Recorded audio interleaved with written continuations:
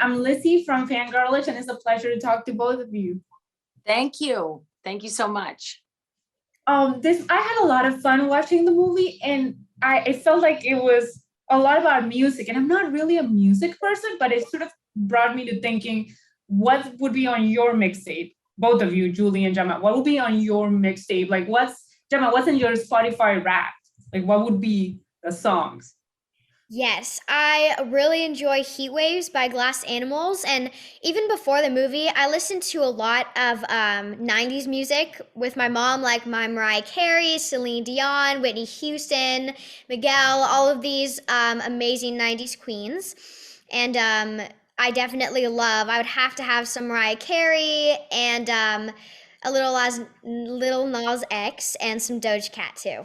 Like a little bit of 90s and a little bit mix of today's music is my perfect playlist. What about you, Julie? Well, Lizzie, I hear you when you say you're not a particularly musical person. I am not even a little bit of a musical person, but there are some songs that just always resonate with me.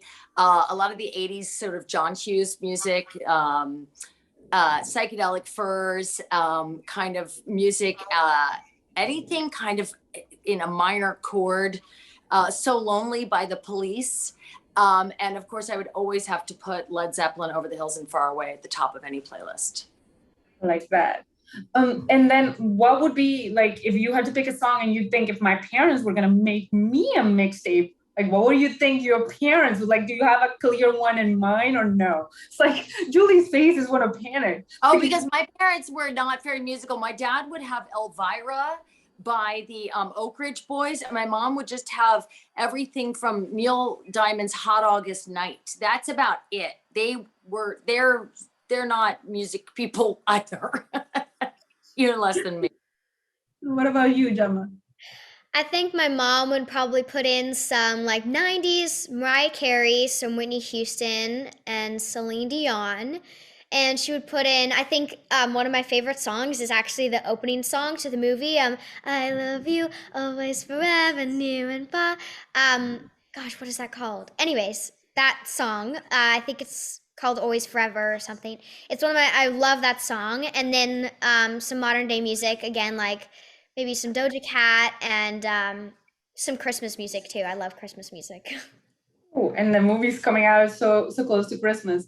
The movie feels like it's a little bit about grief, but it's also a funny story of how to find yourself. Sort of like it's a really good balance.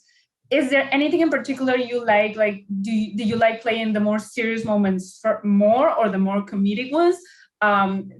Julie, you first.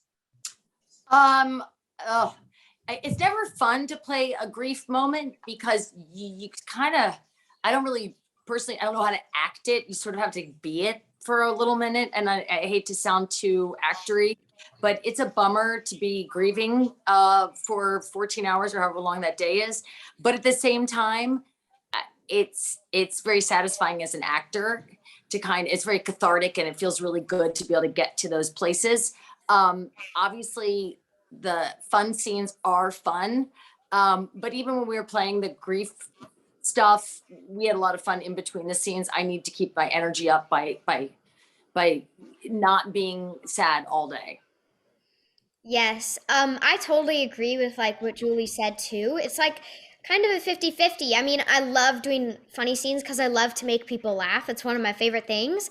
But also like from an actor's standpoint, it's really great to like get to that point. It's kind of like like I did that, satisfying, and it's important, to make people feel something. I feel like that's really great.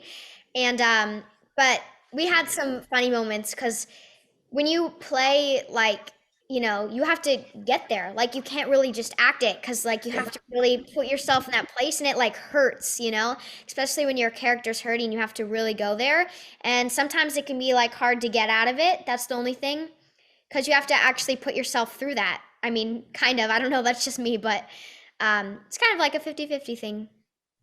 I really enjoyed it. And as someone who recently went through losing parents, it was very cathartic and it was so fun. So thank you both so much for the movie and for making me feel better. Oh, Lizzie, I'm so sorry for your loss. I've gone through that with family members as well. And it's such a painful thing. And I have to say that Valerie Weiss, our director, and I shared lots of books about grief when we first started this project. And the long tail of grief is real. So I really wish you well on that. Thank you so much. And good luck with the rest of the interviews. Thank you. Yes, thank Thank you. you. Happy holidays. Bye.